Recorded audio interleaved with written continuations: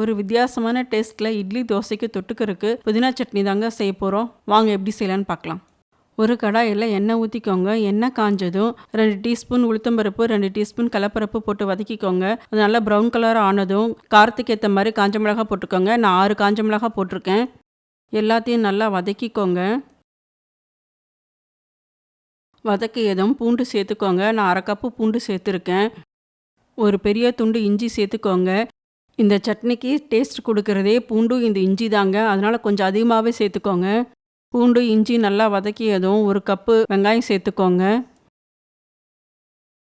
வெங்காயம் நல்லா வதக்கிக்கோங்க. அது 80% வதங்கினா போதும்.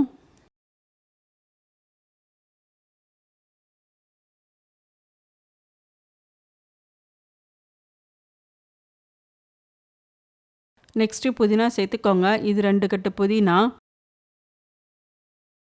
புதினா சேர்த்ததும் நல்லா வதக்கிக்கோங்க.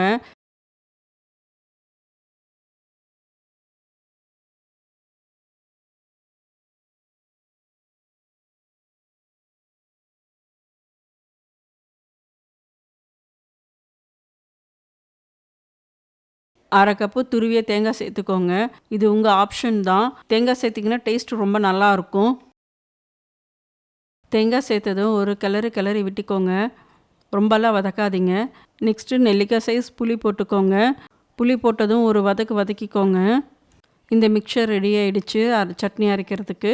கொஞ்சமாக தண்ணி ஊற்றி அரைச்சிங்கன்னா துவையல், கொஞ்சம் அதிகமாக தண்ணி ஊற்றி அரைச்சிங்கன்னா சட்னி, இட்லி தோசைக்கெலாம் ரொம்ப டேஸ்ட்டாக இருக்குங்க. சூப்பராக இருக்கும். துவையலை அரைச்சிங்கன்னா சாதத்தில் பிசைஞ்சு சாப்பிட்லாங்க, ரசத்துக்கு தொட்டுக்கலாங்க, கூழுக்கு தொட்டுக்கலாங்க. ரொம்ப டேஸ்ட்டாக இருக்கும். மறக்காமல் சப்ஸ்கிரைப் பண்ணிவிடுங்க. தேங்க்ஸ் ஃபார் வாட்சிங்.